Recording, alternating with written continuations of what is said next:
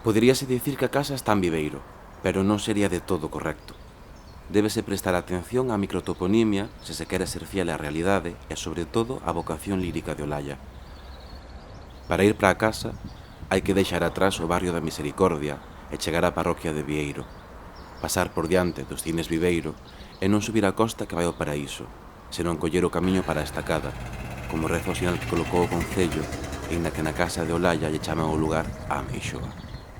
Un camiño con olor a oucas, con ruído de trens que pasan polas vías estreitas do ferrocarril, as que se ven desde a ventá detrás da cal Olalla escribiría os seus diarios e versos iniciáticos, como fórmulas para un encantamento.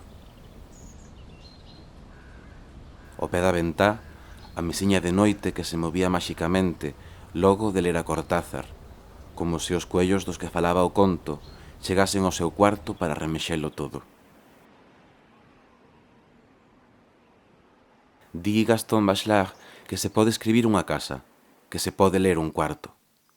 Antes xa de visitala, sempre imaginar a casa de Olalla Cociña escrita con palabras como cofres con arabescos, con frases como caixóns cheos de bagatelas brillantes, pero humildes. Cando cheguei por primeira vez a esa casa que mira pasar os convois do Transcantábrico, que saúda a ría, pareceume que estaba a recordar sonámbulo un lugar visto antes en soños, visto nas páxinas de Olalla. Falar da casa de Olalla é falar dunha cociña puntuada polo son dunha máquina de coser e pola luz duns ollos que seguen o fío hipnotizados.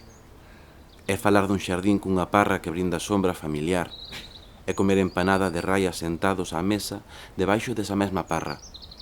É camiñar ata as últimas pedras e tirarse de cabeza desde o espigón. É volver coa pel cuberta do salitre da praia de Portocelo. É tamén estar e ser lonxe do balbordo e da centralidade da Praza Maior, onde xa cando Olalla ia á escola se escuitaba falar outro idioma. Para a pequena Olalla, Galicia acababa desoutro lado da ría.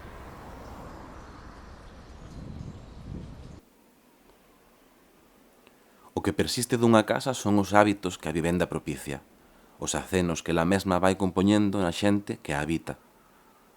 Coñecín a Olalla en Santiago, pero só despois de estar con ela na casa da Meixoa puiden acceder a outra intimidade, a que permite coñecer a orixe de cada movimento, o xeito discreto de pousar un pocillo nun chinero, tal e como se aprendeu anos atrás nesa mesma cociña, nunha infancia que queda lonxe, pero que ao mesmo tempo sempre se leva sobre o corpo como unha prenda.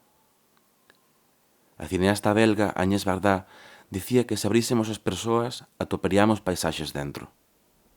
O ver da poeta Mariñá, toda persoa adulta leva dentro de sí a nena que foi.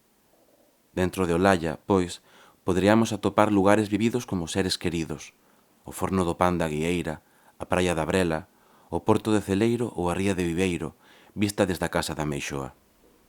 En todos eses lugares sempre haberá unha nena que mire a vida con ollos pequenos, abertos e amables, que non inocentes. Ben, aquí tes casa, parecen dicir.